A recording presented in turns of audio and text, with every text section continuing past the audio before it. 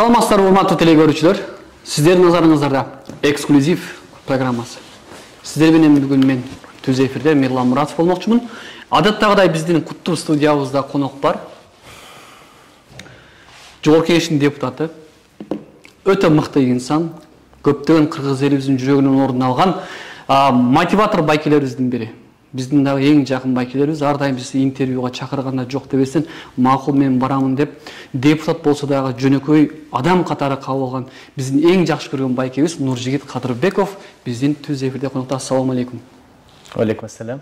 Кош келипсиз биздин куттуу студиябызга. Чоң рахмат. Куш убак болсун. Сиз мени эфир алып барыш өтө оор мен үчүн. Өтө кыйын. Анткени сиз оратор, мотиватор. Мен берген суроолорго мен ойлойм, так жооп бересиз деген үмүттөмүн. Ким билет? Аллах буйрса. Кудай буйрса. Келиңиз бир артка кайрылып көрөлү. Каадалган жүрөгүмө деген сөздү уккан белеңиз? Кадалган жүрөгүмө дегенби? Бул менин ырсаптарымда бар го дейм. Ырсаптарымда бар, анткени Нурлуу толкундар деген ыр жыйнагын чыгарганмын 2004-жылы. Бирок ошол китептеги эң акыркы ырым 2002-жылга таандык экен да. Бул 92-ден баштап 2002. Ошол мезгилде поэзия десе эле бул сүйүү деп ойлоп турмун да. Анан ошондо бир топ ырлар жазганмын, сүйжөн ырлар. Ошондо качандыр келесиңби, же кыйнай бересиңби, кадалган жүрөгүмө куткарбас жебесиңби деген саптарым бар. Сиз азыр айтканда эле так эсиме келди да. Негизи ырдап жүрөсүзбү ушуну? Жок, азыр ырдабайм. Ал мезгилде жаштык, студенттик мезгил, гитараны үйрөнгөнмүн, комузду үйрөнгөнмүн. Анан обондор чыгарган, бир 30-дан ашык обон чыгарганмын. Сөзүн да өзүм жазчумун. Бирок ал жол менен кеткен жокмун. Бир ишти кылсаң майын чыгарыш керек да, ал жака секирип, бул жака секиргенде эмне? Мисалы Бекборбиев ушул тармакта кетти, майын чыгарып жүрөт. 90-жылы Бекборбиев болуп чыккан, азыркыга чейин ошол бренд өчө элек да. Бир ишке өзүнүн өмүрүн. Ал киши саясатка барганда мен ушуну ойлондум да, бул кишинин тармагы, жөндөмү, музыка болчу, саясатка барган туура болбой калат го деп. Мен бул кишинин талантын аябай сыйлайм, ушу саясатка келбеген эле жакшы болду деп эсептейм. Анан мен бул саясаттарда жүрсөм, өзүм жанагындай бир агартуу семинарларын өткөрүп жүрсөм, китеп жазып атсам, ошол эле калды эле ырдабаган. Бирок ырдап жүргүнүз. Албетте, жаш кезде ырдачу элек. Экс-министр Нуржигит Кадырбеков менен азыркы Жогорку Кеңештин депутаты Нуржигит Кадырбековдун айырмасы барбы? Айырмасы аябай чоң. Министр Кадырбеков жооп берет эле. Парламентке келет элек. Парламент каалаган учурда чакырчу, кээде ушундай учурлар болот эми. Мен министр мезгилде чакыргым үлгүрбөдү, анткени аз эле убакыт иштеп калдым. Анан өткөл мезгил болуп калды. Парламент бар менен жоктун ортосунда болуп калбадыбы. Министрдин орун басары мезгилинде, мисалы, эртең менен саат 10го чакырат.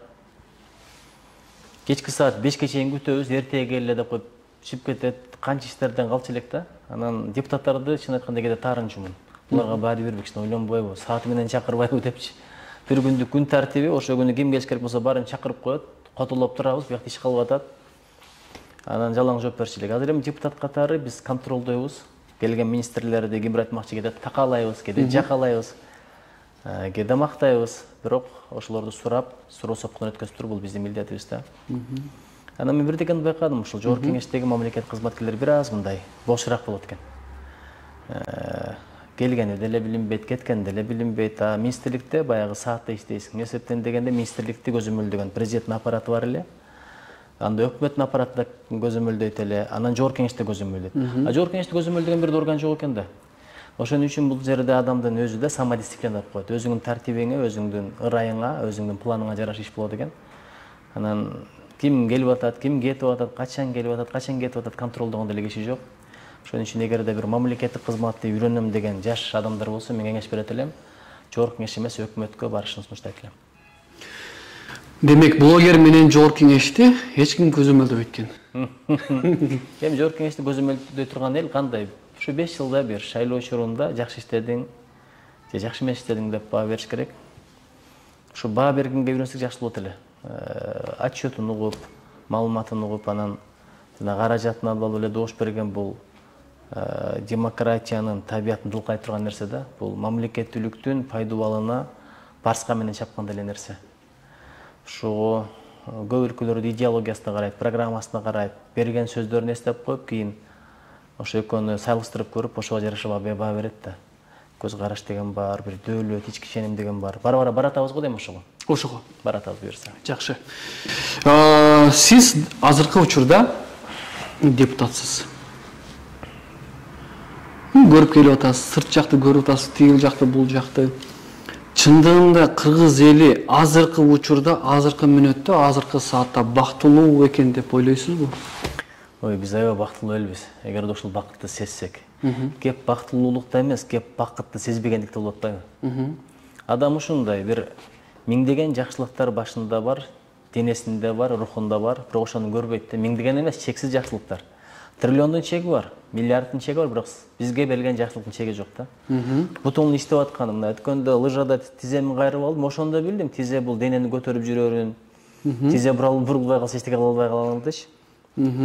Көз көргөнү канча чексиз бакыт, тил сүйлөгөнү. Ушундай ушулар болот, кээде адам ооруп аткан мезгилде тамак тил өтпөй калат, жакшы көргөн тамактарын жей албай калат. Ушундай бактылуу элбиз. Бирок анча-мынча бир суноо болсо ошолорду айтып наалый берген адам ошондой болот экен да. Биздикиндей тазаба дүйнөдө жок. Жакында Бахрейнге барып келдим. Аябай өнүккөн мамлекет. Жан башына кирешеси биздикинен бир 40 миң доллар болуш керек, 40 миң, 50 миң доллар болуш керек.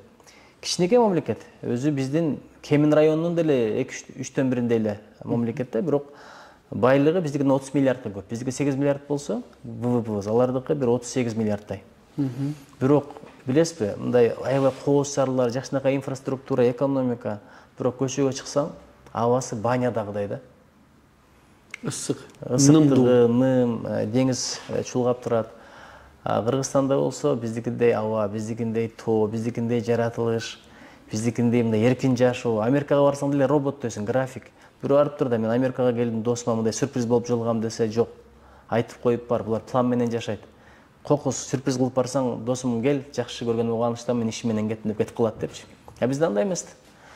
Ошон үчүн биздегидей мындай комфорт жашоо жок да. Биздегидей мындай берекелүү жашоо жок. Мен Японияда эле окудум. Бир 10 япон жеген тамакты бизде экөөбүз эле жейбиз го. Ал жакта бир 2 жылда жебеген этти Кыргызстанда 2 жумада жедим. Ушундай берекелүү өлкөбүз бар. Анан биз айта беребиз да. Ошого дайым айтам, Кыргызстанга тил тийгизбегилечи. Бирден болсо эле Кыргызстандын келечеги андай болуп калды, мындай болуп калды, кетпесек болбойт. Айтам, кетсең кете бер, жети жериңе жете бер, бирок мамлекетке тил тийгизбе. Кудай кааласа биздин келечегибиз аябай жакшы. Кыргызстандыктар ушуну сезсе, билсе бактылуу болот эле. Жакында менин бир жардамчым Америкага барып келди, айтып атат да, ошол жактагылар дейт, узак жашагандардын көздөрүндө арман бар дейт. Иштери жакшы, буттарына турган, кирешелери мол, маселелерин чечкен, бирок баары бир кетишим керек. Биякта жүрө берем бем, жашоонун маңызы эмне, мекенинен алыста болуп. Андагы бир өкүнүчтүүсү балдары ошо жакты болуп калат да. Тилди да унутат, маданиятты да унутат, биз элибизди жоготуп албайбыз деп ошондон коркуп атам мен. Нуржигит Кадырбеков, келечектеги Кыргызстандын президенти боломун деген ой, тилек барбы? Жакшы тилек жарымыңыз? Эми өзүңүз жооп берип койдуңуз, жакшы тилек жарымырыз. Бирок ушул тилек жакшы тилек болсун да. Анткени көп адамдардын бийликке мамилеси кээде башкача болот деп угуп жүрөм. Жетсем анан антсем, мынтсем деп, бирок билесизби, бул президенттикти көксөш оңой. Бирок мунун жүгү башкача болот.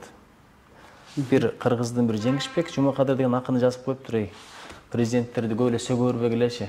Акыретте ансыз деле акыбалы эң оручлар болот деп. Сиз балаңызга жооп бересиз, жаныңызга жооп бересиз, а президент Кыргызстандагы 7 миллион адамга жооп берет. Ошолордун ые, ошолордун арманы, арзуусу. Ошого кээде баягы айтат го, бирөөнү ушактасаң, ошого соогуңду берип күнөөсүн аласың деп. Ошо президенттерди аяп, Алла Таала ушактаттырып койду окшойт. Кийин эсептешип алсын бул дүйнөдө депчи. Аябай оор иш. Чындыгында оор иш, ушунун оор экенин моюндаш керек да.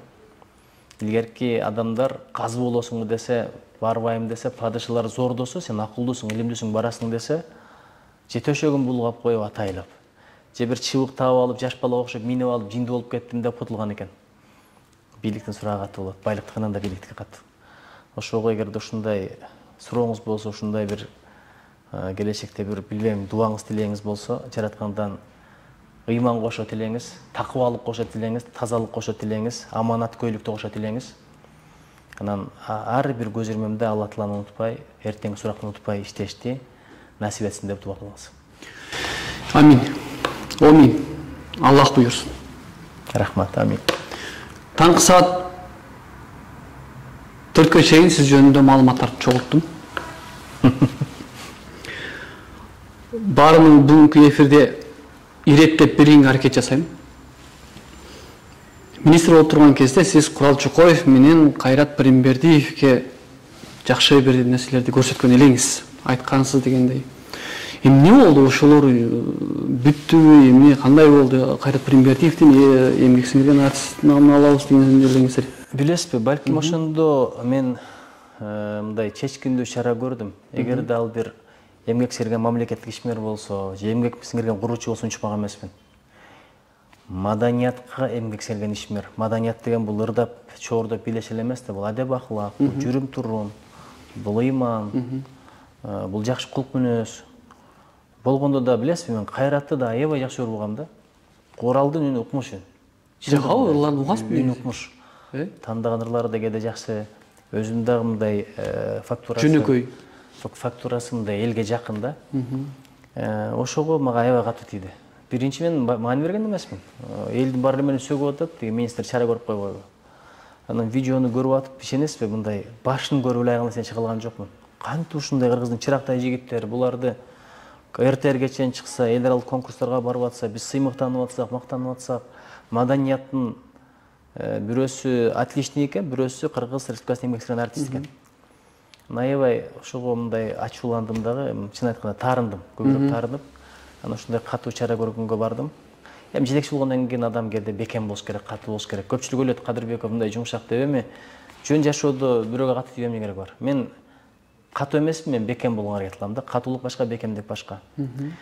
Бирок кийин чын айтканда бир аз ойлондум. Өтө деле катуу кетип койгон жокмун, бул адамга экинчи шанс бериш керек. Баардыгыбыз кемчиликтүү пендебиз. Кээде катуу кетиребиз. Ошону оңдогонго шанс бериш керек да, балаңа деле, бирөөгө деле. Бул эми бир элдин акысын жеп койгон жок. Өздөрү деле тобо келтирди окшойт депчи. Азыр эми мен билгенден Курал Чокоев филармонияга жумушка кириптир. Демек, маселе бүттү, чечилди. Ошентип блогер болуп, ошондой бир долбоорлорду ютубтан алып чыккан сыяктуу ошол жака барып, элибизге, журтубузга кызмат кылган жакшы болуптур. Мен ал мезгилде ушундай бир чечим кабыл алганмын, таптакыр мамлекеттик иш-чараларга катыштырбайм буларды депчи. Эми жакын арада, биротоло эмес, эми жакын арада, бирок жараткан өкүм экен. Мен алардан эртерээк кеттим. Өнөр кала берет, бийлик кете турган нерсе. Азыр мисалы жолуксам мен элдерим менен бир чайлашып, баарлашып кое турган бир жайым бар да. Экөө тең кыргыздын мыкты жигиттери. Эми бир жаңылды жазды, кимде жаңылыш жазып болгон эмес. Сиз дагы ушинтип турмуштан жаңылып ушундай болгон белесиз дагы. Эми ушу Кайрат менен калдай болуп дагы. Мен мисалы, ой мен жаңылган эмесмин десем, сиз ишенесизби ушуга? Биз пендебиз. Пендебиз. Ошон үчүн айтат да, өрнөк кылсаң дейт. Көз өтүп кеткен өлгөн кишини өрнөк кыл дейт.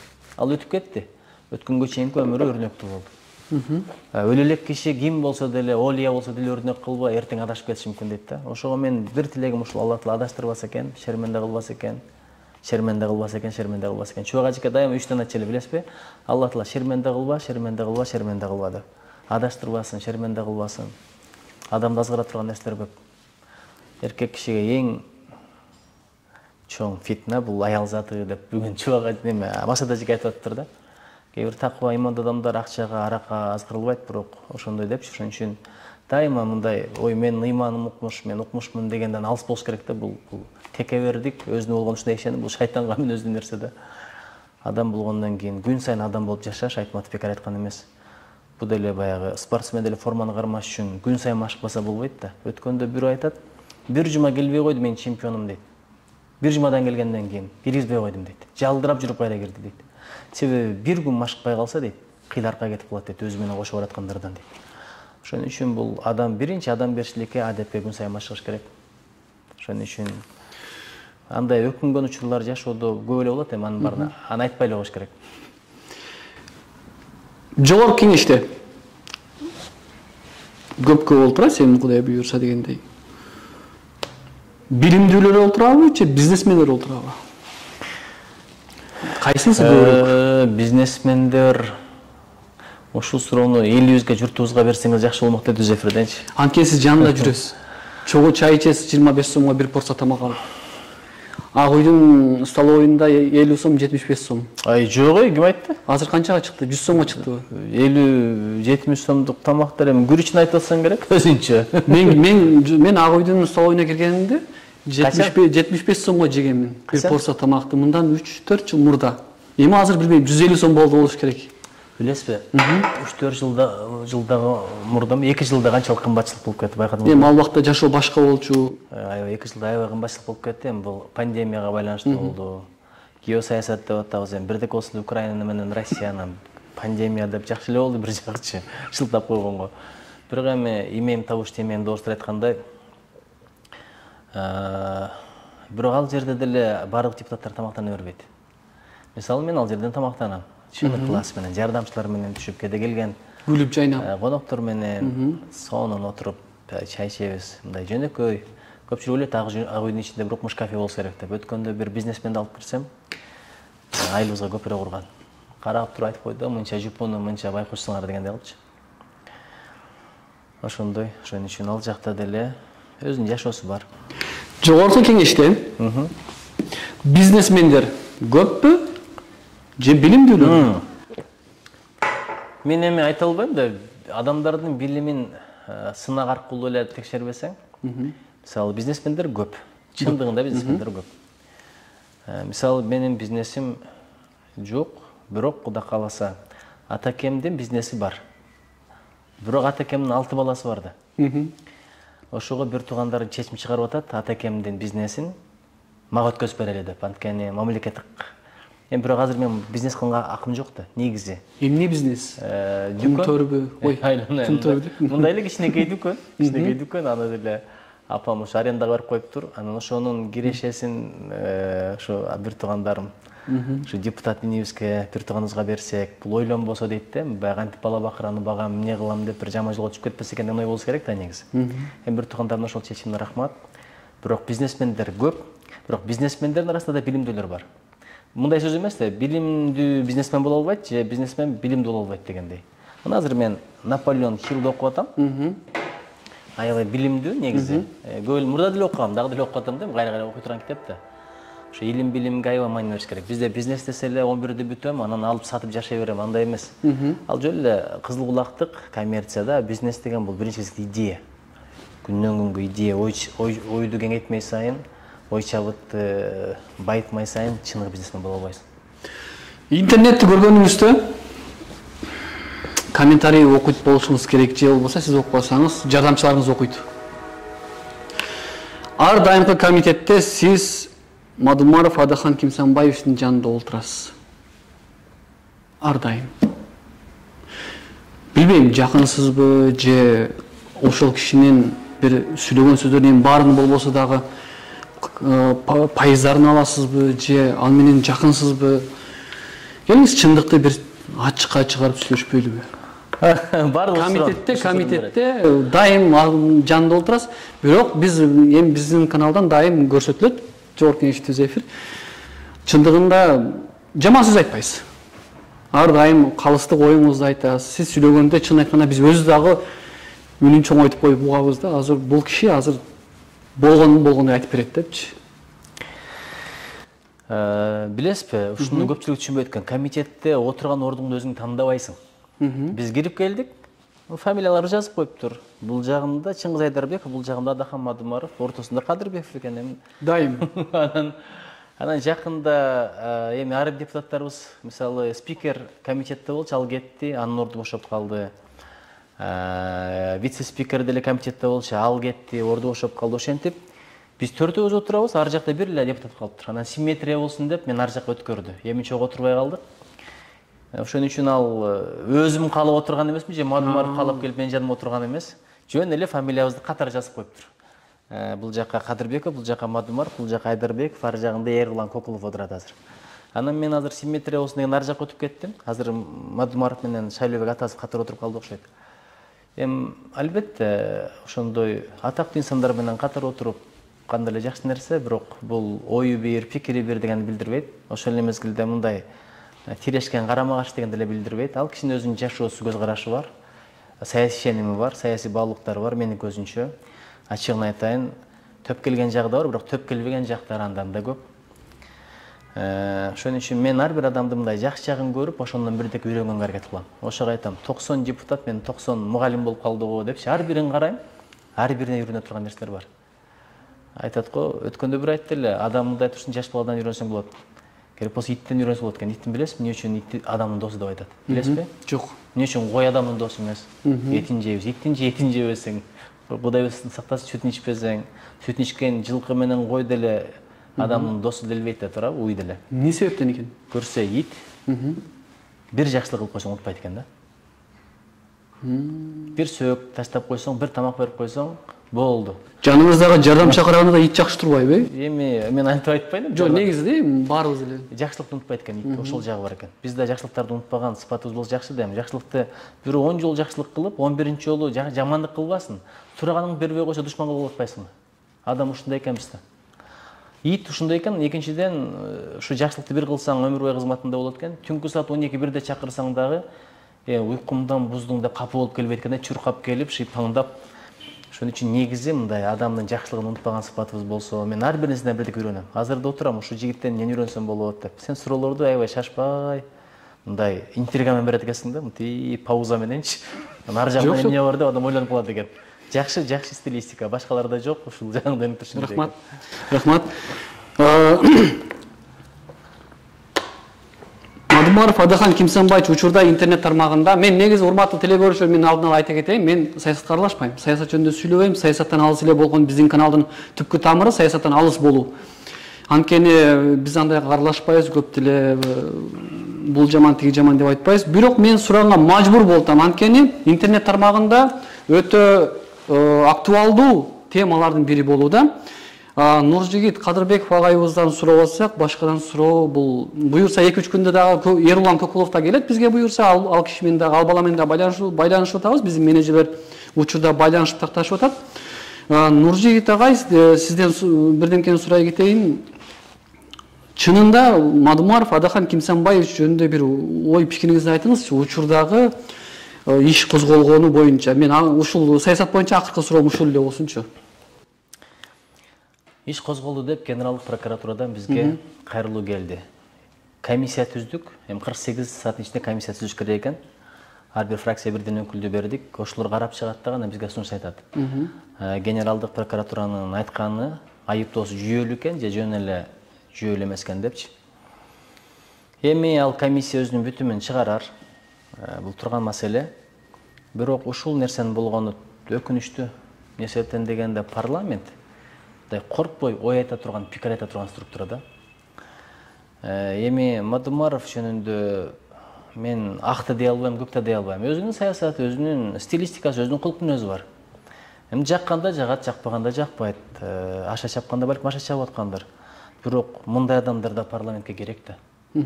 Бирдегени түшүнүш керек да, Мадумаров кетсе, парламенттен 2-3 Мадумаров чыгат. Азыр көп адамдар ошол ойду айтайын дейт, бирок аны тиги киши айтып аткандан кийин, болду айтылды. Мен бул жагын алып кете берейин деген позицияда отургандар деле бар да.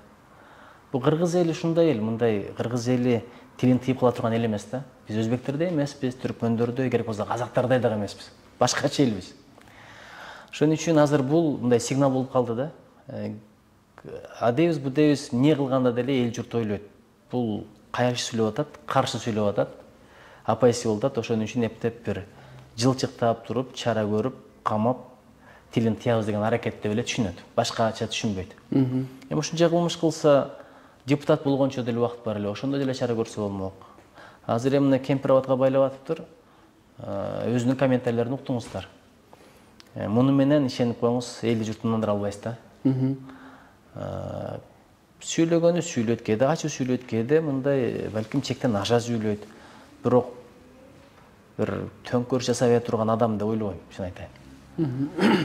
Андай бир складдагы адам деп эсептебейм да, андай адамдар башкачараак болот.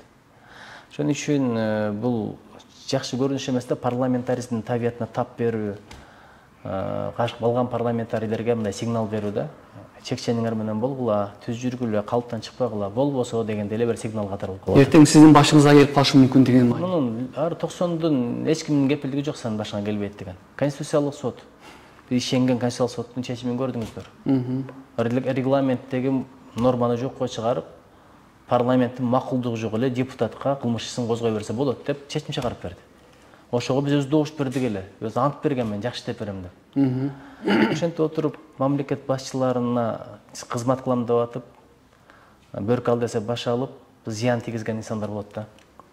Менимче, билбейм, мамлекет башчысынын позициясы кандай болду экен, ушу бөрк ал десе баш алгандардын кылган иши болчу. Бул жакшы нерсе эмес. Биз бардыгыбыз эле кол чаап, анан бирдек болуп кетсе, ыйла үйгүдөй Түндүк Корея эмеспиз. Чыгың десе чыгып кетип, отуруң десе отургудай Түркмөнстан эмеспиз. Кудайга шүкүр биз Кыргызстанбыз. Кудай кааласа биздин келечегибиз эң жакшы. Кече бир Төкмакыныбыз айтат, ырдап атып коркуп атам, кээде ашыкча сөз сүйлөп коюп, мен да бир жазаланып калбаймбы деген оюн айтып атат да. Буга жеткизбеш керек да, ушундай ойго жеткизбеш керек. Кыргызда акын деген акын болгон. Токтогул деле, Арстанбек деле, Жеңи жок атабыз деле, кечеге элестебиз атабыз Союз учурунда. Ырдаган ырдап койчу. Ошон үчүн бул жагында карап кетпесек болбойт. Жакшы иштери бар мамлекетте, бийликтин да жакшы иштери бир топ эле, бирок ушундай нерселер менен жокко чыгып кеткен деп мен азыр ойлонуп турган кезим. Колдоого ала турган болсо сиз жок дегенин катарда экенсиз анда. Азыртан эле позициямды билдирип коеюн, мен эч качан макулдук бербейм. Бербейсиз. Ким 90 коллеганын кимисине келбесин. Бардыгы ошолордун баардыгы шайлоодон өттү. Ошондой кылмышкер болсо ошого чейин караш керек болчу да. Анан келип бул жакта келгенде анан сүйлөгөнүнө карап туруп мамиле кылганга окшоп калат да баары бир.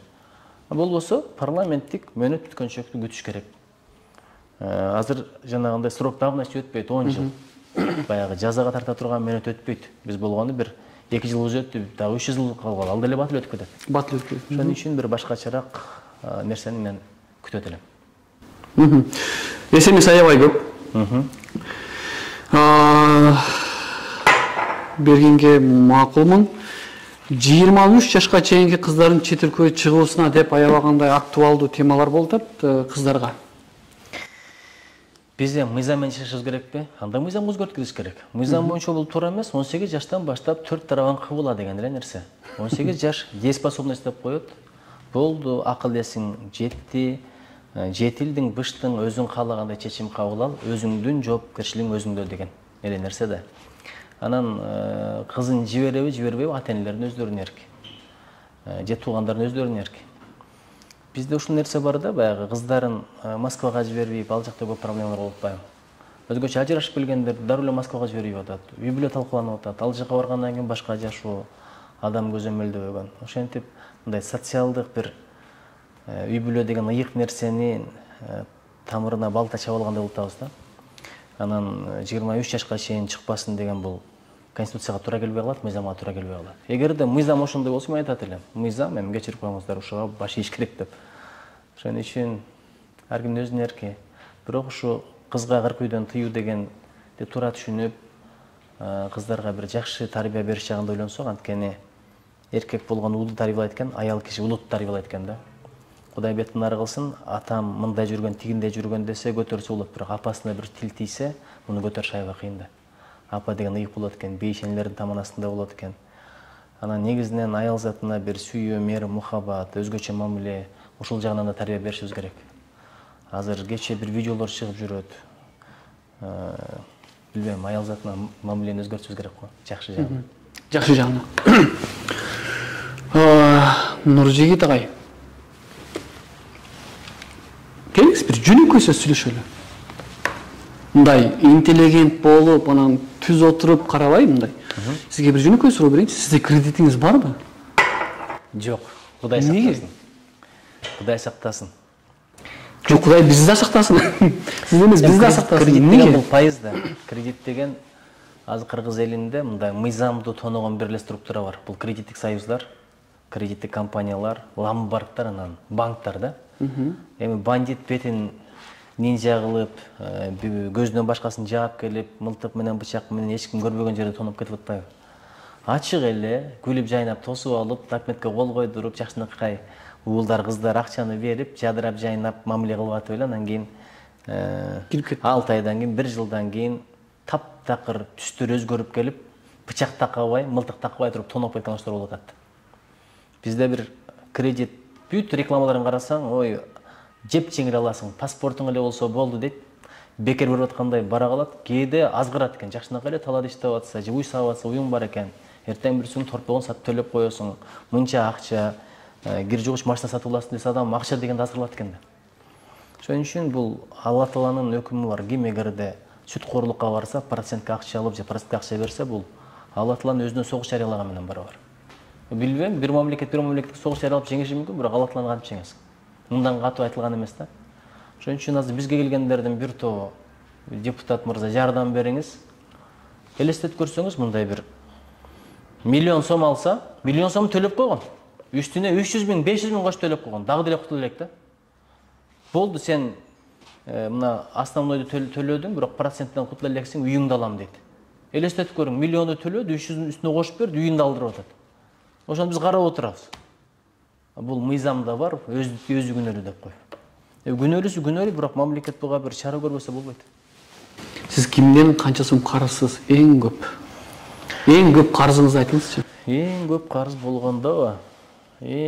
болгондо, мүмкүн апаңыздын карызында калып алдыңызбы? Же апаңыз карыз эмеспи? Апакем, менин апам мага караганда ишкердик жөндөмү күчтүү. Апакем мектепте директор болуп иштеген, сельсоветтин төрайымы болуп иштеген. Атам өтүп кеткенден кийин баардыгыбыздын бутубузга турушубузга апам аябай чоң мээнет кылды. Ошол дүкөндү иштетип, өзү бир жактан барып товарларды алып келип, кайра сатып, налогун төлөп, апам аябай тыңаял, эсеп кызак укмуш. Мен депутат болом деп койбоңуз эми. Анан эми депутаттыкта байкуш бир жолу ошо акыркы күнү бардым агитациянын. Апамдан бир бат алып коеюн деп айылга барсам, түнкү саат 9:00 аябай жамгырда келди да. Эмне болду десем, агитация кылып жүрдүм, тааныштарым кыдырып келдим. Апа деген апа экен да эми. Апа үйдө отур деп айта албайт экенсиң. Апа деген апа. Сенин бир проблемаң болсо, сенин бир максатың болсо, аракетиң, демилгең болсо, апа жөн отура албайт экен. Ошон үчүн мен айтат элем, эң көп болгондо мен китеп чыгарам го. Өзүм китеп жазат эмесминби? Ошол китеп баскан басмаканалар мага карызга чыгарып беришет. Ишенишет да эми. Мен мындай наличка төлөп чыгарган учурум деги эле боло элек да. Мен бир чыгарып берсеңер жакшы болот эле, анан китеп өтүп кетсе жаап берет элем деп эле чыгарттым. Ошондо бир жолу 800 миң сомго чейин карыз болгон, бирок кыйла эле жаап таштадым аны делечи. Аз эле калды. Мен өзүм китеп сатпайм да, бирок баягы дүкөндөр ошолор алып кетишип, анан сатышып, балдар презентация кылып, ошентип отуруп Кудайга шүгүр. Ошолдой карыз болуп турган учурда мага келишет анан. Депутатсың го, мага жардам бер. 600 миң бир жыл бир апа келиптир, эшикке чакыртыптыр, Медералиевден чыксам, 600 миң карыз болуп калдым, күйөөм ооруп. Сен мага дейт 400 миң сом азыр бер дейт. Менин кайналым быйыл жакшы алды дейт, гүлдөгөн учурда жазда айтып атат. Күздө мен ошону сатып сагап келип берем дейт.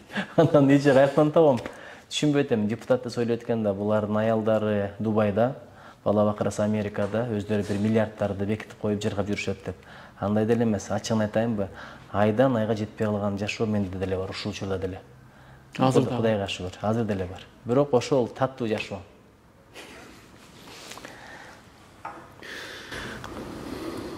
Депутат болгонуңузга өкүнбөйсүзбү? Жок, өкүнбөйм. Неге?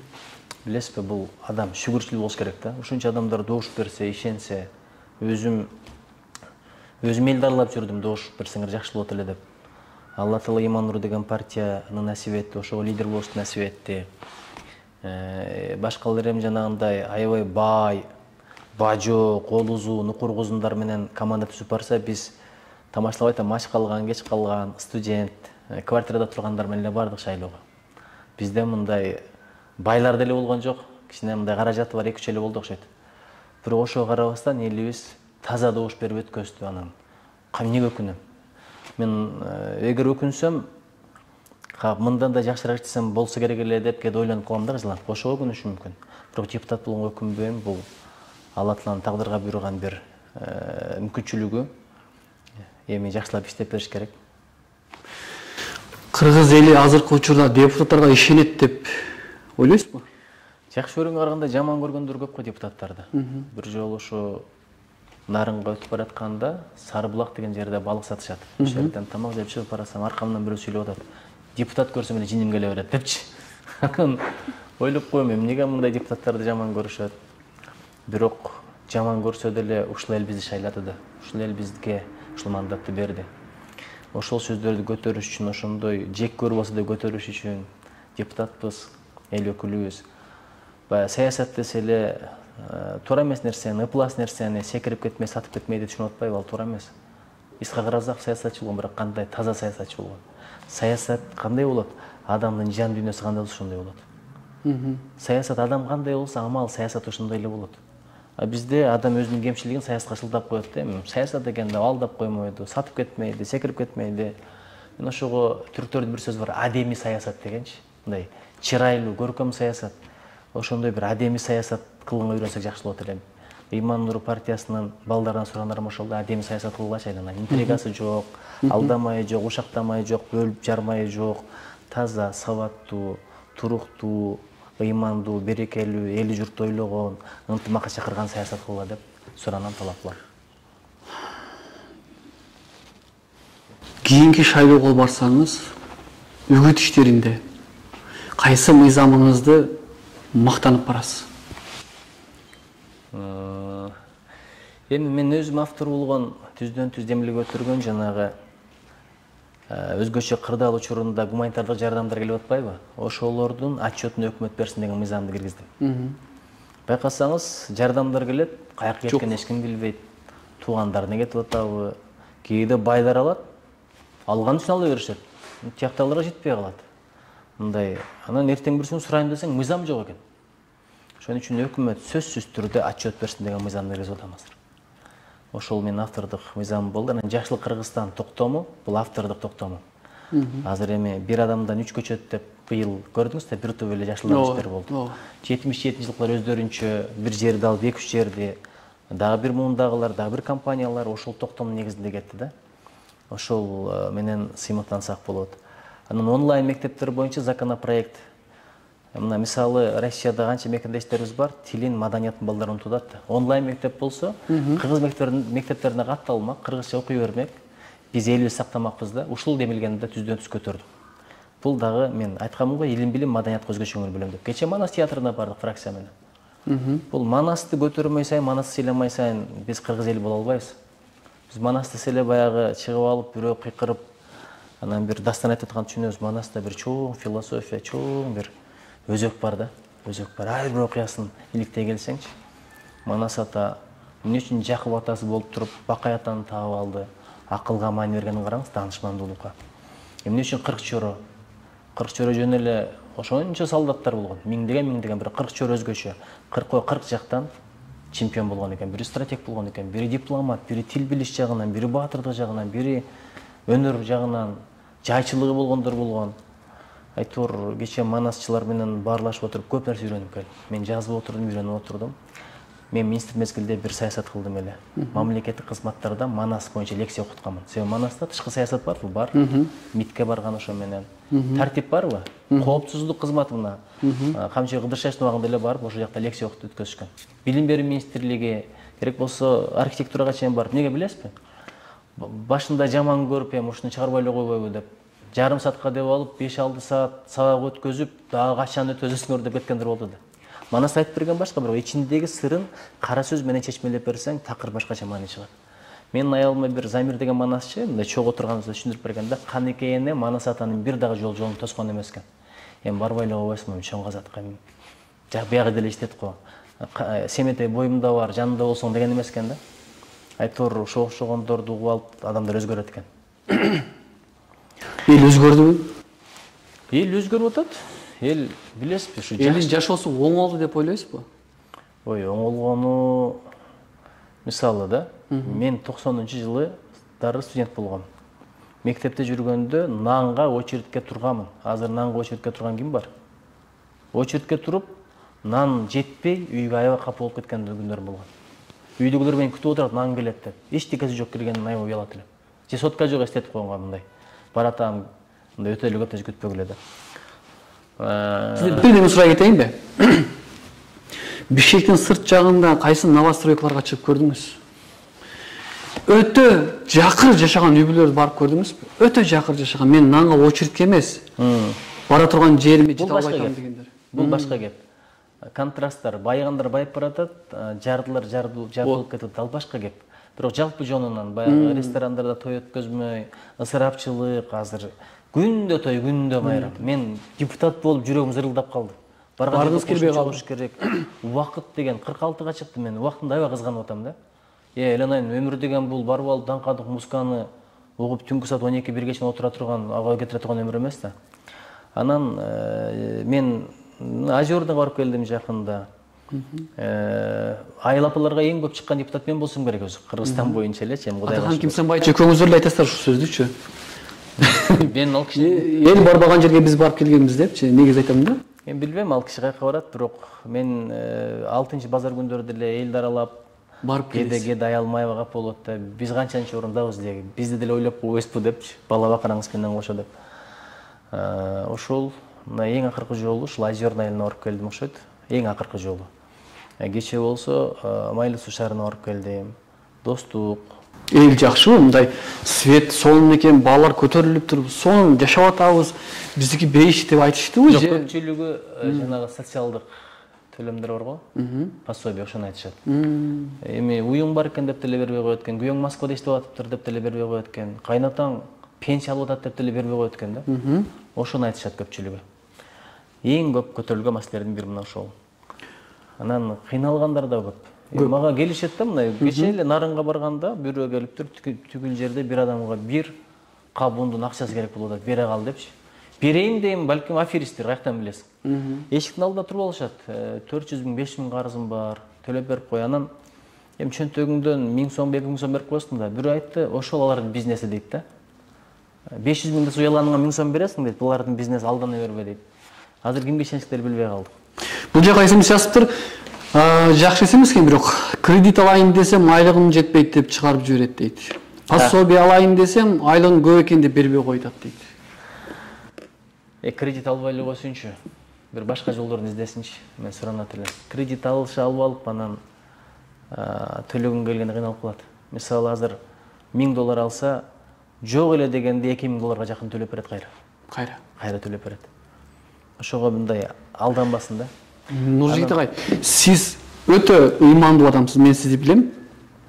Кечинде да көптөгөн баяндарыңызды угуп, көрүп отуруп, чын көзгө жаш толду.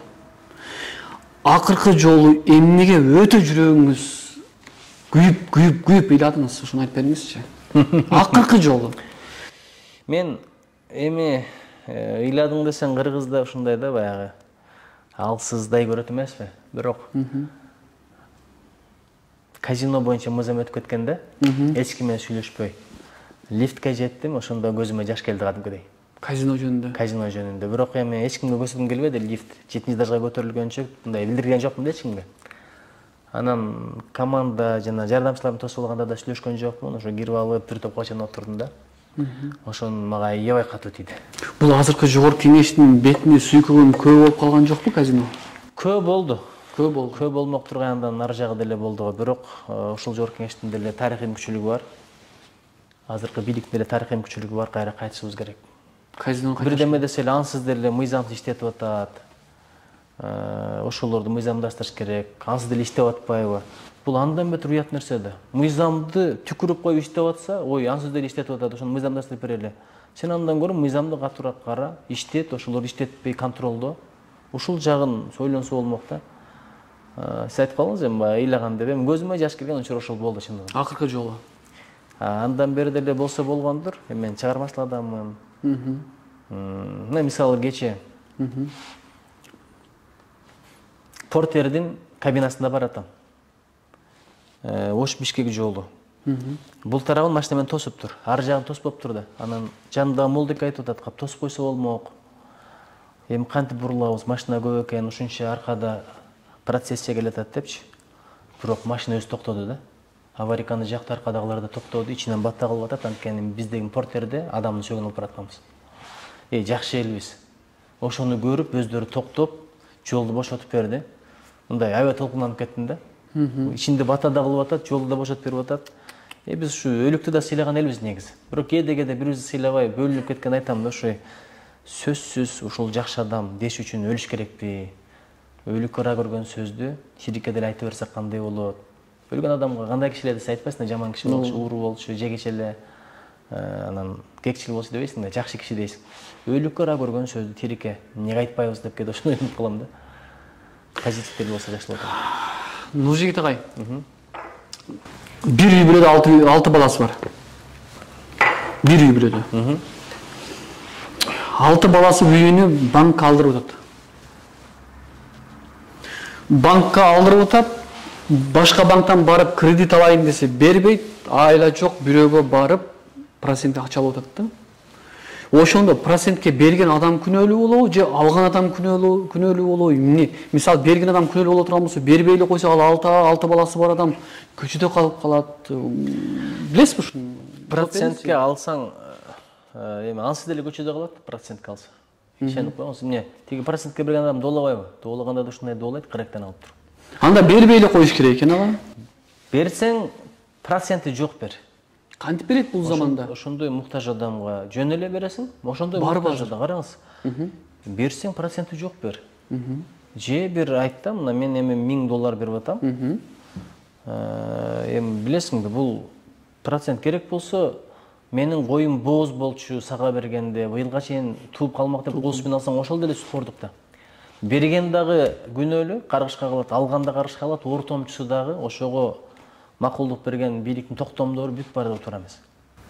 Бизде Кыргызстанда 90% кредитте да учурда. Кредитте ошон үчүн береке болбой атат. Ошон үчүн береке болбой атат. Араб Малайзияны караңыз. Малайзияда ажыга барам деген кишилер бизде оңой эле кетип калып атпайбы? Умрасына деле, ажысына деле. Аларда ошончолук эл көп барам дейт экен. Жылдап алдын ала турат экен. Сен 20 жылдан барам десең деле азыр акчаңды төлөп коесуң. Кезекке жазыласың. Бирок 20 жылга чейин сенин акчаң өлкөнүн экономикасы иштей берет. Ошончо акча тутулат экен да. Проценти жок. Жанагы бизнесмендерге жардам, муктаждарга жардам болуп элге иштей берет экен. Ошон үчүн береке башкача. Бир жолдорун тапсак болот. Бизде мына вакф дегенди түзсөк болот. Зекет фондун түзсөк болот. Адамдар зекет десе эле мечитке барып атпайбы? Мечитте айла жоктун окат. Мамлекет алсын, мына бизде тизмелер бар, мына муктаж адамдардын тизмеси. Бизге бергиле. Биз айланталы, көбөйтөлү, ушуларды бир бутуна тургузалы. Өзү балык уурдаган эмес, балык уулаганды үйрөттү. Жөн эле мындай бир жолку жардам ал жардам эмес, андан көрө окутуш керек, бир өнөргө үйрөтүш керек. Ошондой бир программа болуш керек да. Негизи арабтардан жардам алып атабыз, ушуну жокко чыгарыш керек бара-барачы. Биз эми бара-барачы, кел бер деген элге айланып баратабыз да.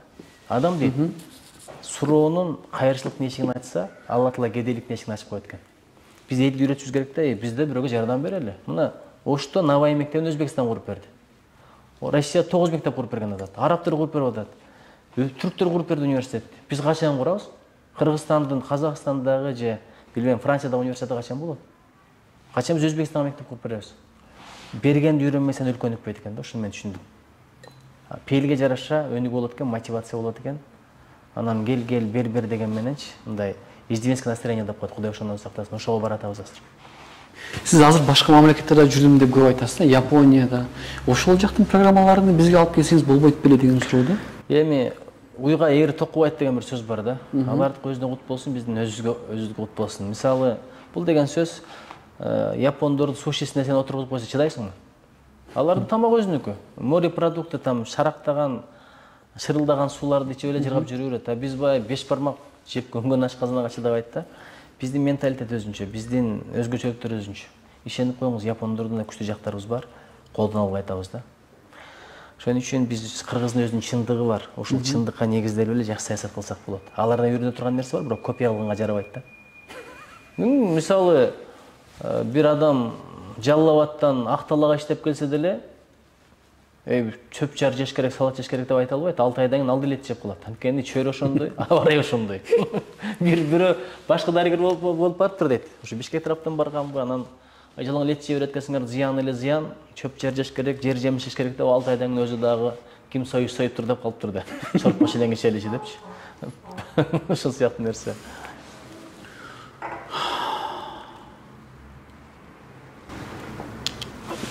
Азыркы кезде акыйкат бар деп ойлойсузбу? Акыйкат болбосо, акыйкат деген сөздү аяктан билмеппиз. Акыйкат бар. бирок акыйкатты табыш кыйын. Алтын бар, бирок алтынды табыш кыйын го, ошол сыяктуу эле нерсе. Алтын жердин астында, бирок ошо акыйкат үчүн да кээде алтынды казабыз деп топурагын тоз кылып, мөңгүлөрдү жок кылып, канча арчаларды, биологиялык ар түрдүүлүктү жок кылып атпайбызбы, фауналарды тилекке каршычы. Ошол сыяктуу эле акыйкатты табам деп кээде адамдардын ортосунда бир жүрөктөрү оорутмай, талкаламай, мамилелерди бузмай аябай көп болуп атат да. Акыйкат бар. Акыйкатты сыйлаш керек, акыйкатты сакташ керек, акыйкатты табыш керек, бирок өзүнүн жолу менен. Жогорку кеңешке азыр кээ бир депутаттарыбыз киришке ойлонуп калды. Жүрөктү өйгөн не турат учурда бизде Кыргызстанда? Эң актуалдуу ооба. Жүрөктү өйгөн нерсе барбы? Киришке ойлонуп калды дейсизби? Ооба, акыркы биз 2-3 күндөн бери байкап калдык, көптөр эми киргенге бул жакта эле, бул жакта туруп туралычы эми. Барбай эле койсом, депутат болбой эле койсом дегенби? Ооба. Кээ бири ачык эле айтты, Мирлан, мен ишенесиңби, иним. Болгонма өкүнөм депчи. Болгонма өкүнүп калдым депчи. Эми андайларда бардыр балким. Кийинкиде алар барбайт. Билесизби, мындай коркпой кириш керек. Кыргызда бир сөз бар да, муну Чыңгызхан айткан экен. Баштадыңбы коркпо, корктуңбу баштаба деп. Эми баштадыңбы, бунун да чоң мүмкүнчүлүктөрү бар. Мисалы мурда бирдекени айтат элек. Эми айтсаң айта бер дегендей мамиле болчу. Жогорку кеңештин трибунасынан, микрофондон айтсаң ал аткарылат экен да. Мисалы, аэропортко бараткан жолдо белгилер жок болчу. Жөн эле штраф келе берчү да. Айтып койсом, мага кат келди, аткарып койдук. Ысык көлгө чейин белгилер жок болчу. Аны да көтөрүп чыктым. Кат келди, аткарып койдук. Чындап эле кече барып келдим. 90 километр, 60 километрде бар жерге жазып коюптур. Мындай бул жактын да жакшы жактары аябай көп. Анан экинчи сурооңуз эмне болду? Жүрөктү өйгөн маселе Кыргызстанда. Жүрөктү өйгөн билесизби? Биз азыр экономиканы айтып атабыз, пособияны айтып атабыз, илим билимдерин айтып атабыз, имам маселеси. Талим тарбия маселеси. Азыр Россиядан жылына мынча миллиард мигранттардан келип атабыз деп атабыз, бирок алардын балдары тирүүлөр социалдык жетим болуп атат да. Анын колунда түрткүнчүк болуп, мунун колунда түрткүнчүк болуп, мээрим көрбөй чоңойгон бала эртең бир чоң проблема болот. Ашказандын камын көрүп атабыз, туурабы? Эми илим билимде кайсы бир деңгээлде, бирок мындай руханий казына, руханий казан ушул талим тарбия маселеси, адеп акылак маселеси да. Кайсы өлкөгө барбай, мисалы немистердин, япондордун кыйындыгы бул алардын экономикасында эмес, адеп акылагында. Алдабайт, убакытка так, түкүрбөйт, какырбайт, сөз берсе аткарат, аманатчыл. Мындай расписка бербей карыз берсең деле кайтарып берет дегендей да. Ошон үчүн азыр караңыз, бүт алдамайлар. Бир жерди, бир үйдү 3 адамга сатып ийип, уруштуруп коюп, жеп кетип калгандар канча. Аферистер $100,000 алып коюп, анан эртең бир сомду улап келсең, мен мунага бердим, мен да банкрот болдум, сен да банкрот болдуң деп бир үйдө 5-6 баласы менен орукчан аялга кол койдуруп алып, жакшынакай эле адамдарды алдап кетип атпайбы? Аферисттердин өлкөсү болуп калдык. Эми ошол аферисттер ачык эле жүрөт да.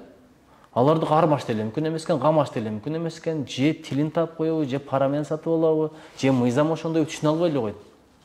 Азыр мындай алыш бериш кылыш да кыйын болду. Жанында жүргөн досуңа ишенбей турган заман болуп калды.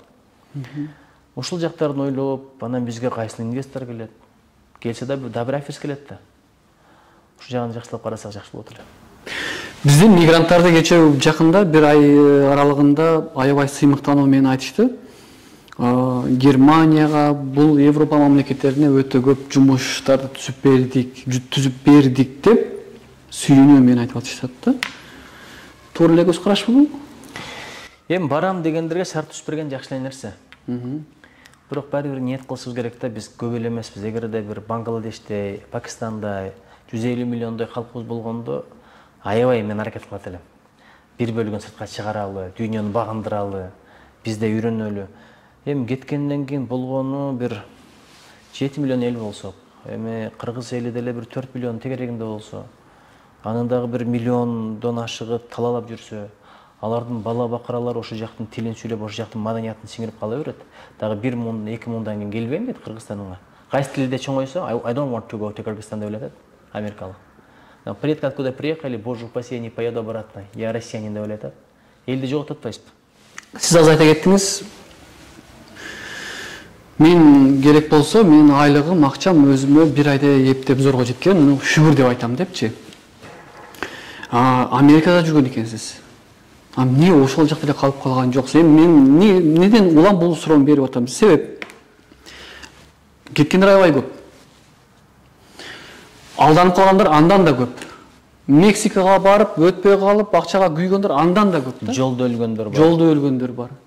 Эшелон менен кетиребиз деп да сүйлөгөндөр да болгон убагында мисалы да. Эмнеге сиз Америкада эле калып калган жоксуз? Эмне себептен? Эртең менен туруп, апа, кандайсыз, жакшысызбы? Телефон чалып, асандойсуң, ден соолук кандай деп кафеге барганда мага 5 бармак берип коюңузчу дегенде чоң бакыт да. Мага палло берип коесузбу, 5 бармак же манты берип коесузбу дегенчи, өзүңдүн тамагың, өзүңдүн тилиң, өзүңдүн чөйрөң, өзүңдүн абаң эртең менен турсаң мөңгүлүү тоолор турат бул жакта. Полиция карабайсыз. Полиция карабайсыз, эс алганда барсаң ысык көлүң турат. Тууган тушкандар, баарлашып турасың досторуң. Ал жакта деле жакшы эми, бирок барганда сэндвич берип коесузбу? Же болсо Макдональдска киреличи? Анан өзүңдүн тилиң эмес, өзүңдүн чөйрөң эмес. Аларды мындай таң калчумун да, америкалыктар экспрессив болот да. That's really good деп мындай башка сөйлөшөт. Япондор болсо бир колго сокона, содеска, арата сөймөстө депчи. Билбейм, мен Кыргызстансыз жашоомду элестете албайм.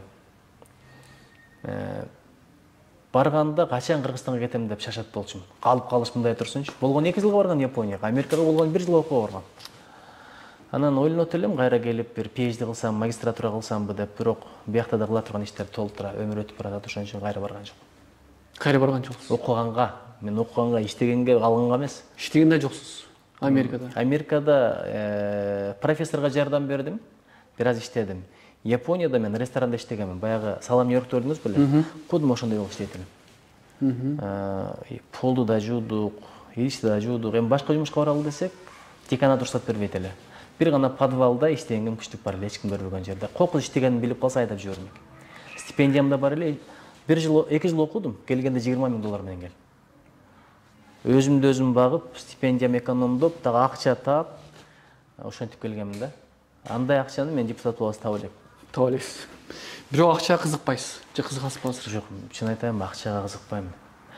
Акчага кызыкпайм, бирок бул деген сөз мындай акчасы жок деп жүрөм деген сөз эмес. Мындай негизи баягы сөздөрдү айтпаш керек да, акча колдун кири дебеш керек.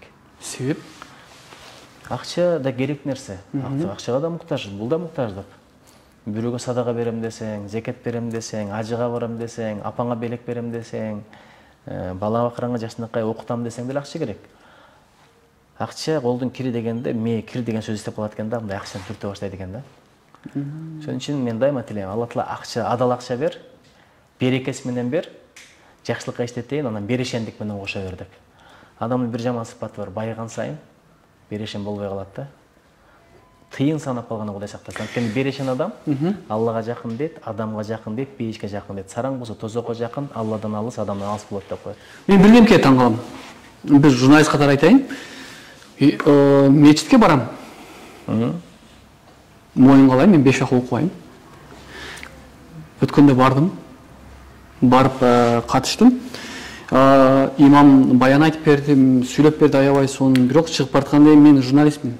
Мен карайм, анализ жүргүзөм. Мен ар дайым жүргөндө ушул таразаны 2 жагын бирдей коюп алып жүрөм. Мен акчага кызыкпайм дейт. Макул, анда акчага кызыкпаган болсо ал деле адам пайгамбар эмес. Артынан чыгайынчы деп артынан чыктым. Чыксам, калп айтпайын 570 акыркы модельди айдап кетти. Ана акчам болсо мен эле алмакмын мындай машинаны. Анан таң калып өзүмө суроо берип калдым да, эмне деп бул имам бизге баян окуп берди, аябай сонун окуп берди. Көп акча кызыкпагыла, мындай деп туруп, бир убакта чыктыдан 570 айдап кетип калды.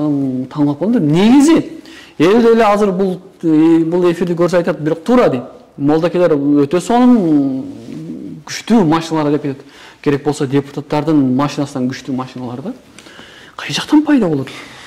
Сиз эми илимий адам катары мен сизден сурап атам. Чубак ажы гараматылык машинасын сатканда, чубак ажыгенин машинасын алабыз деп Америкадан бери чыгыптыр да.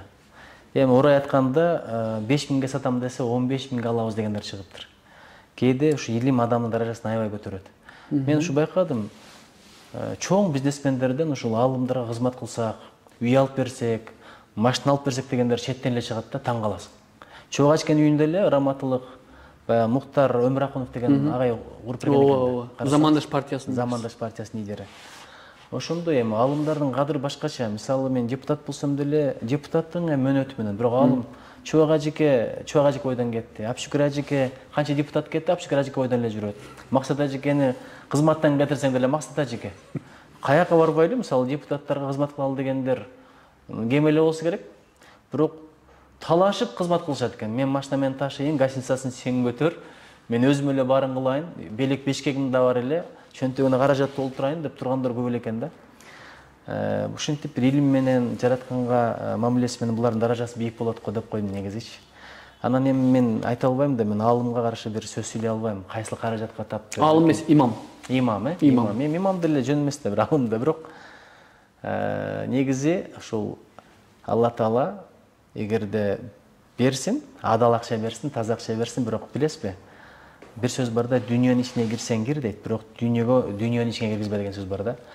Акчанын орду чөнтөктө, акчанын орду банкта, акчанын орду билбейм, шотуңда, бирок жүрөктө болбош керек. Ошол маанайда айтып атам. Сизге бирөө келип 2 миллион сом берсе, сиз эмне кыласыз анда? Китеп чыгарып бериңиз дагы эле. 2 миллион берсеби? Мен азыр ойлоп жүрөм, бир мектебимди ачсамбы деп. Бир. Экинчиден бир кыска метраждуу фильмдерди чыгарып келгенмин. Көпчүлүк аны билбейт. Азыркы Мансур Каназаров деген жигит чыгып атат, аябай мындай YouTube'да белгилүү. Ошол жигит менен отуруп көп кинолор чыгаргам. Сценарийин жазып берип, кээде чогуу жазып, кээде мен ал жазып келип, мен оңдоп берип. Ал ошол жигит ошондон башталган, анын программаларында сүйлөп берет элем. Азыр менин кыска метраждуу, анткени адамдар азыр узак кинолорду көрбөй калды, убакыт аз. Кыска, мындай таасирдүү фильмдер чыгарып керек болуп атат да. Мисалы, тайвандыктардын, тайланддыктардын, кытайлардын бир 30 секунддук, 1 мүнөттүк роликтери бар. Эле жан дүрөңдү аңтарып коет, билесизби? Жашоону өзгөртүп коет. Мен ошондойлорду чыгармакмын да. Анан бир ишкердик, бизнесте эле керек экен деп койдум эми. Бизнес. Азыр себеби бизден бирдеге сурагандар аябай көп. Жардам сурап келсе, эчтеке бере албай кетиргенден аябай ичиң ачышат да. Жок дегенде бир чөнтөгүнө бир 10 000 сом, 20 000 сом салып кетирсем жакшы болот эле, бирок бизнесмен эмесмин да, бирок элибизге да рахмат. Жакшы кабыл алып, жакшы сүйлөп, түшүнбөй калдым. Мен деле айлыкта отурам десең, анан кайра батасын берип, рахмат айтып чыгып кетишет. Канча аласың? Айлык.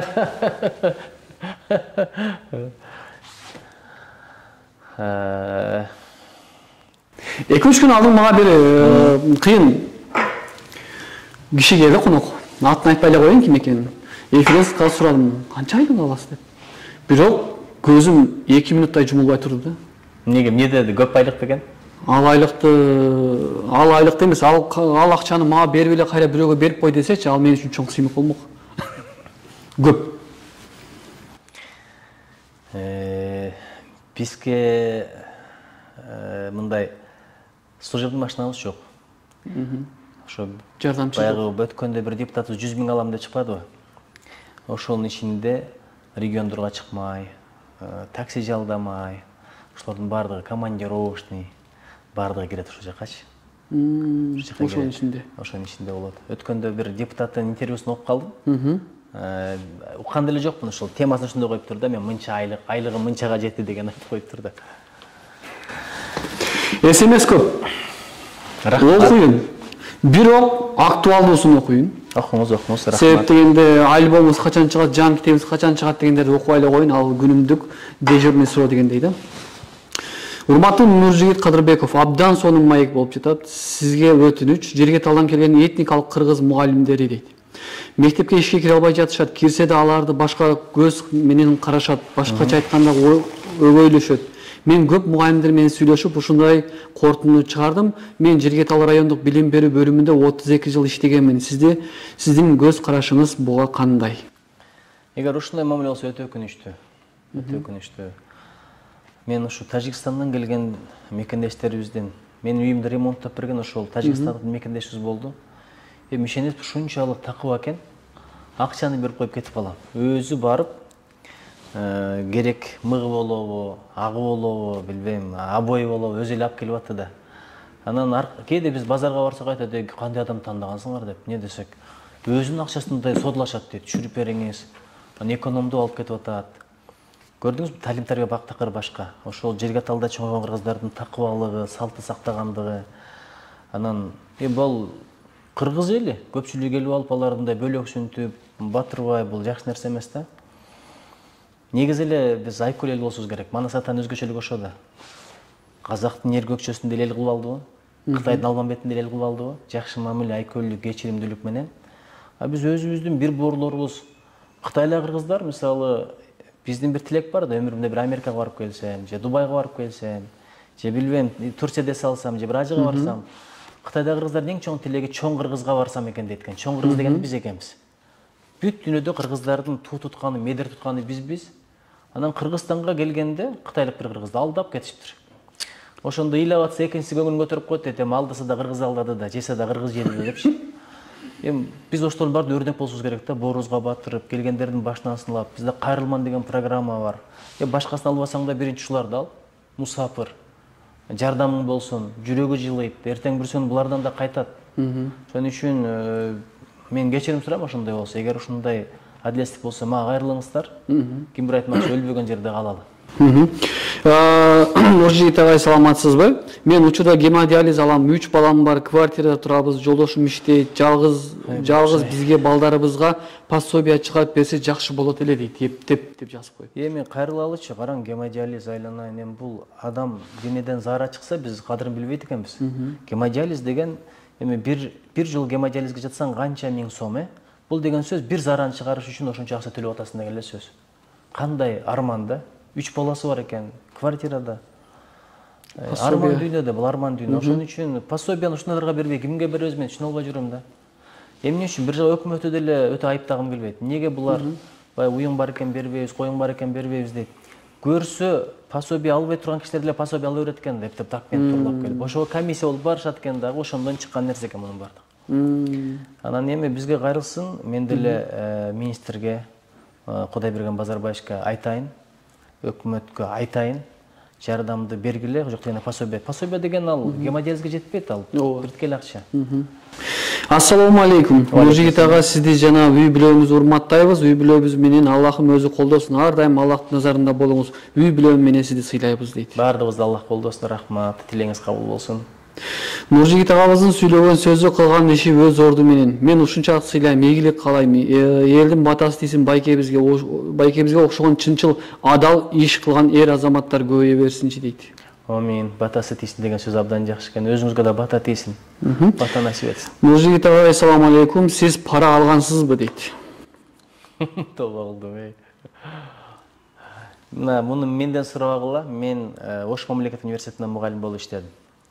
Мен Ала Ата университетинде мугалим болуп иштедим. Мен чыгыш Кувейт университети бар, ошол жакта мугалим болуп иштедим. Ошол жерде канча мугалимдер иштеди, канча студенттер, ошолордон сурагыла. Кудайга шүгүр, министрдин орун басары болуп иштедим, азыр депутатмын, министр болуп иштедим. Президенттин аппаратында бөлүм башчысынын орун басары, Тышкы иштер министрлигинин начальник управления болдум. Юстиция министрлигинде иштегенмин. Ошолордон сурагыла. Ошол жерден бирөө жарым айтат болуш керек. Кудай бетин ары кылсын. Азыркы учурда Кыргызстанда миграция өтө күч алды. Күндөн күнгө чет өлкөгө чыгып кетип жаткан мекендештерибиз өтө көп. Эмне себептен жумуш орундарын көбөйтүүнүн ордуна кыскартып жатышат дейт. Негизин алып караганда, Нуржигит агай, миграция өтө эс эмес, көп. Миграция боюнча эмнеге элдер кетип атышат, депчи. Ошон үчүн баягы парламентте кээде өкмөт менен келише албай калганыбыз ошол болуп атпайбы? Мисалы, грант, кредит алып атат. Мен айтам, эмнеге алып атасыңар? Кийин кантип төлөп бересиңер? Жок дегенде бир завод курганга, фабрика, актив деп коет да, фабрика курганга, же жумуш орун түзгөнгө. Жок дегенде бизнесмендерге алып бергиле, ошолор иштетсин. Алардын изи жоголбойт да, иштетип кайтарып бере тургандар. А биз алып алып, кээде тияка, кээде бияка. Бул деген сөз биз ала берели, кийинки мун кандай төлөсө ошондой төлөсүн, ага чейин өлүп калабыз деген сөз да.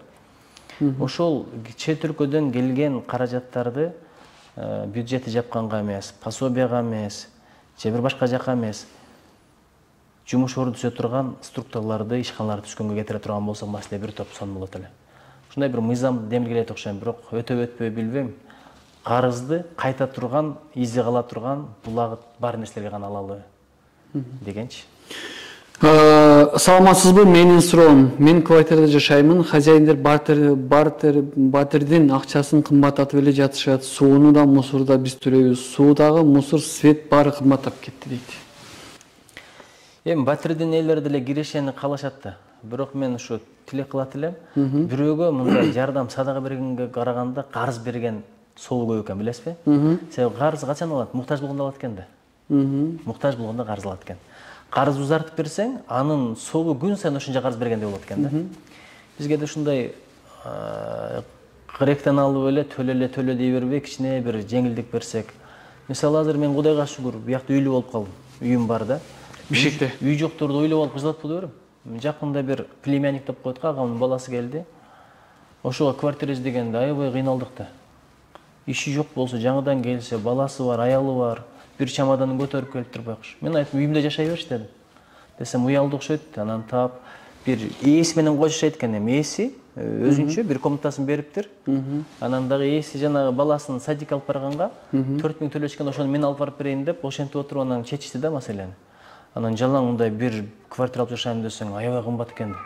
Кыйын эле. Кыйын. Эми Алла Таала жеңилдик берсин.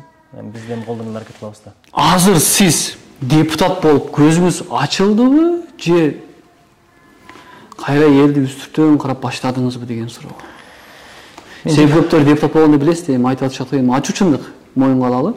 Сен элди көрбөй калдың деп башташат. Сен эми тоготпой калдың, депутат болуп алгың да дегендер болот да, эми негизичи. Эми мен буга эми эл журт басым берсинчи. Бир жолу бирок ак үйдүн алдында турсам кээде шашылып, секунд жүрөбүз да, мына жыйын башталат, жолугушуу башталат, интервью башталат деп кирип баратканда кармап алып, бир 10 мүнөт убакыт бөлөсүп дегендер болот да.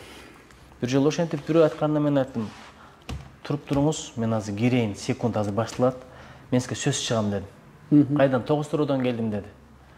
Анан жыйынды бүтүрүп коюп эле чыктым, бир сааттын ичинде кетип калыптыр. Ошого ичим ачып жүрөт да, байкуш эмнеге келди экен деп. Азыр андай кылбай калдым. Кирип барып эле жардамчыларыма айтам, эшикте киши турат, чыккыла, киргизип тургула, азыр мен жолугам. Же болсо телефондон байланышкыла, эмне арзу арманы бар экен, бирок сөзсүз депчи. Мен мындай муну күнү кабыл алам, өзү экинчи күнү кабыл алам. Бирок келгендерди сөз кабыл алам да, мындай. Адам жөн келбейт да, бир муктаждыгым. Бирок кээде мындай үй бүлөсү менен таарынышып, кошунасы менен урушуп кетсе деле келе бергендер бар. Эми ошону менен жашоо кызык экен да. Анан эми Кудайдан тилек кылат элем, мен бир чоң тилегим ушул да, Алла Таала элден ажыратпа депчи. Анткени Арстанбек атандар бар го, кашыгың көлдө сузса да, кайратың тоону бузса да, оозуңдан чыккан сөзүңө тоо пара учса да, эл менен болсоң адамсың, элден чыксаң жамансың деген бир сөз бар. Кудай элден ажыратпа. Ошо элдин ичинде эле жүрө берейин. Ассаламу алейкум Нуржигит. Иштериңе ийгилик, ыймандуу, билимдүү жигитсиң. Уулдарым сендей болушун тилеп дуа кылам. Баяндарың сонун дайым угабыз. Ийгилик Бишкектен Эркинбек дейт. Эркинбек мырза, чоң рахмат. Балдарыңыз менден да жакшы болсун. Чубак ажыкеге бир жыл айтып атпайбы, сиздей болсун кылайм десе, бизге окшогондор эмне кыласыз, сахабалардай болсун деп тилек кылыңыз деп атпайбы. Эми кемчиликтүү пендебиз, бирок жакшы жактарыбыз тартсын, жаман жактарыбыз тартпасын. Бизден да мыкты болсун. Негизи кийинки муун бизден мыкты болсун тилесек, заман да мыкты болот. Адам кандай болсо, заман ошого жараша болот экен. Биздин аракетибиз балдарды тарбиялаганга багытталган ушул да. Эми 100 жыл кийинкини ойлосоң дарак дейт. 1000 жыл кийинкини ойлосоң балдарды окут, тарбияла, адеп бер деп атпайбы? Ошон үчүн биздин мындай саясий программада дагы буга аябай чоң маани беребиз. Азыркыга чейин айтса, сиз депутат болгондон жөн отурбайсызбы, элди аралап, эмнеге балдар менен жолугуп, студенттер менен жолугуп, насаат айтып жүрөсүз? Эми депутат деген элдин өкүлү. Биздин эң чоң максатыбыз кийинки муун жакшы тарбия алса экен деп. Ошон үчүн ушинтип жүрөбүз. Бул ишти эч качан таштабайм. Кудай бул иштен ажыратпасын. Амин.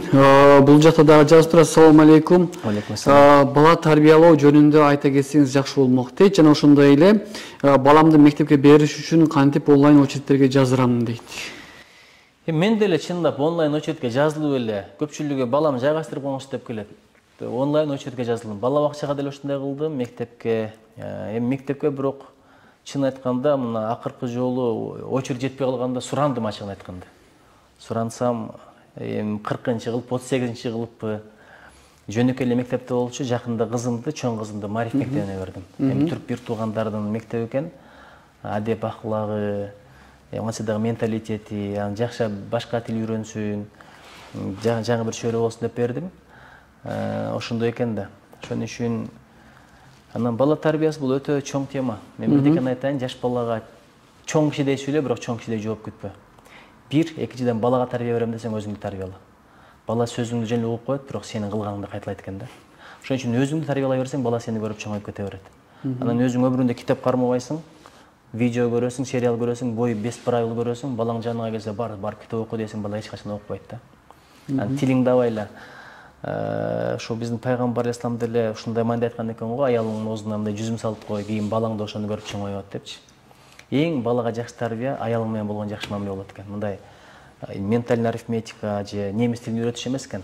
Аялыңа жакшы мамиле кылсаң, балага ошол эң соң тарбия экен да. Мындай жан дүйнөсү толуп өсөт экен. Анан кичинекей кезинен баштап керек болсо боюнда бар мезгилден баштап сүйлөшүш керек экен. Себеби төрөлгөн бала сенин үнүңдү тааныйт экен. Апанын боюнда мезгилде үнүңдү тааныйт экен да. Ошо сүйлөй берсең, ошол нерсе сиңет. Ошон үчүн бала менен көп баарласаң, бала жакшы өсөт деген нерсе бар экен. Ассаламу алейкум Нуржигит агай, жаштар үчүн эң маанилүү 3 кеңешиңизди айта кетиңизчи дейт. Эң маанилүү 3 кеңешпи? Азия кетпегиле. Иә. Мен чет өлкөгө чыкпагыла? Жок, айтпайт элем, эми ар бир чечимди мындай дуа менен, истихара менен кабыл ал деп айтат элем да. Жараткан менен кеңешип, барган туурабы, барбаган туурабы деп. Эми биринчи кеңешим күн сайын тобо кылып жүргүлөчү, анткени жаштык бул жеңилдиктин бир бутагы деп коет. Жаштык кезде көп каталар кетет да, ошого эми билип ката кетирсем, көздөн сөздөн кетсем, Алла Таала мени кечир десең, Алла Таала аябай жагат да. Экинчи, рахмат айтып үйрөнгүлө дейт элем. Тилден таттуу сөз чыксын. Мисалы, атаң, апаң өмүр бою рахмат айтпайсың, өлгөндөн кийин отурасың да көрүнүн башында, ата сизге рахмат, мен адам кылдыңыз, тирилсеңиз башкача мамиле кылат элем депчи. Рахмат айтыш бизде бир чоң проблема да. Бир официантка жөн эле суу алып келип берсе, акчасына рахмат айтасың, аялың өмүр бою тамак жасап берип атат, рахмат айтпайсың. Рахмат деген сөздү үйрөнсө жакшы болот эле. Анан мен дайыма айтам, күндү күлүп тоскула деп. Мындай эрте турган адамдын жашоосунда береке болот. Ошон үчүн сени күн тосуп албасын, күндү сени тосуп ал деп айтат элем. Мен 3 кеңеш дедиңиздер, оозуман чыккан ушул болду. Өтө жакшы, бирок бул жакта өтө урматтуу телекөрүүчүлөр көп, мигрант боюнча аябай көп түшүнөбүз, күтүп туруңуздар. Эми Нуржигит агай дагы буюрса айтса керек, бул боюнча дагы мүмкүн мыйзамда иштеп чыгышат. Мигранттар боюнча аябай суроолор көп экен. Бирок канткен учурда дагы Нуржигит агай сизге чоң рахмат. Биздин куттуу студиябызга келип бергениңиз үчүн. Ушинтип биз сизди экинчи жолу чакырып атабыз. Биринчи жолу дагы ал жакта аркы студиябызга чакырып маектешкенбиз дегендей. Сизге эми эркин микрофон. Көп учурда адамдар айтат да, сен депутатсың. Кыргыйдай тий, такала, жакала. Мен да министр болгом. Мен депутаттардын алдында отурган мезгилде үй бүлөм кыжылат болуп отурат эле. Депутаттар тил тийгизбесе экен, жөн эле асыла бербесе экен деп. Ошон үчүн мени мынтип козута бербеңиздерчи, колтугума суу берип көрбөңүздерчи суранычы. Калыс эле болоюн, адамдын көңүлүн сыйлайын, аброюн сыйлайын. Эртең бүрсүн Алла Тааланын да жооп берип калбайын. Эгер туура эмес иш кылса, көрүп атасыздар, катуу тийгенди мен да билем. Катуулук башка, бекемдик башка. Анан мына мигранттарыбыз Алла Таала ыраазы болсун. Кыргызстандын экономикасын азыр көтөрүп келаткан ушулар да. Аябай көп көйгөйлөр бар. Ошон үчүн чыгып турам, Москвага барып келдим, Питерге барып келдим, Туркияга барып келдим, жакында Америкага барып келсем деп атам, Казакстанга барып келдим. Жок дегенде буларга бир жылуу сөз керек да, жылуу сөз керек. Анан баягы Сахарова маселеси чечкенге аракет кылып атабыз. Аракет кылдык да. Кандай болду? Бир аз тыйнак чыкты, бирок биз ойлогондой чыкпады. Башка мамлекеттин мыйзамы экен, башка мамлекеттин саясаты экен. Депутаттардын чейин барып көтөрүп, биздин элчиликти зыкылдатып отуруп, бир топ жылыш болду. Бирок дагы деле чечилбей атат. Регистрация боюнча Россиядагы мекалестердин регистрациясы проблемасы. Жеңилдеп атат. Мага декабрда Россиянын депутаттары сөз берген. Тездетип атабыз, жакында онлайн менен чет тургандай кылып коебуз деп. Ошол күндөр жакындап келип атат. Ойлобоңуздар, такыр эле көңүл бөлбөй атат деп. Биз колдон келгенди кылып атабыз. Бирок акылай сүрт десе чечилип кала тургандай бир бул жомок эмес экен да. Кудай калса баары жакшы болот. Ушу сөздү айта береличи, жакшы болот. А дегенде сөз анын өзү болот. Кыргызстандык болгонума сыймыктанам. Биз ушунчалык бактылуу элбиз, ушунчалык бактылуу өлкөбүз.